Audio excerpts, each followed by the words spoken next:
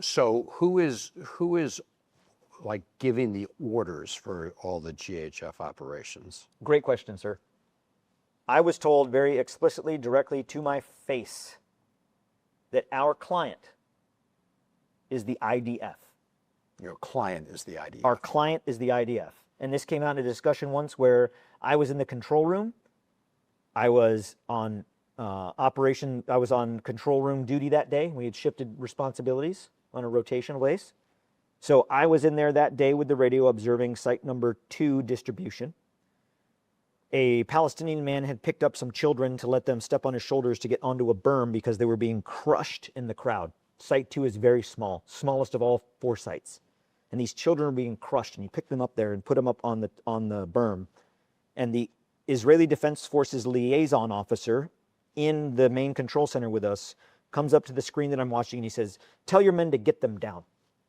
I was like, "We got this under control." I was like, "I know they know what they're doing. No, they're children. Let's calm down. Mm-hmm. Get them down now, or I will."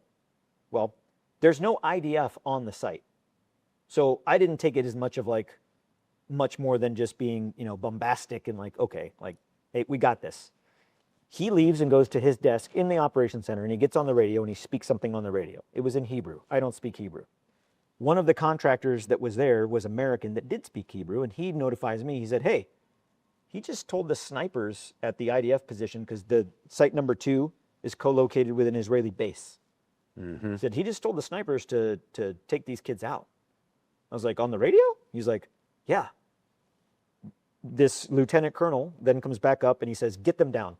And I look at him and I say, "Did you just call on the radio and tell your men to shoot them?" And he said, "I'm going to take care of this if you don't." I said, "You are not going to shoot. You are not going to shoot children. You're also not going to shoot, because if your men miss, you're going to hit others. You're not going to shoot." Thank God we didn't come to the conclusion of figuring out whether he would or not, because the children jumped down and ran off of the site. They didn't want to be there. They were unarmed. They didn't have shoes. One wasn't even wearing a shirt. They were starving.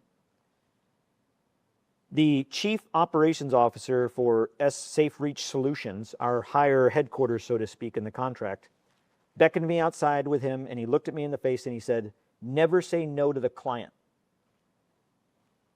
And I asked him, I was like, "I didn't know the client was in there. Who's here? Did Johnny Moore come to visit?" Right. And he said, "No, the IDF." I was like, "The IDF are our client?" He said, "Yes, we work for them."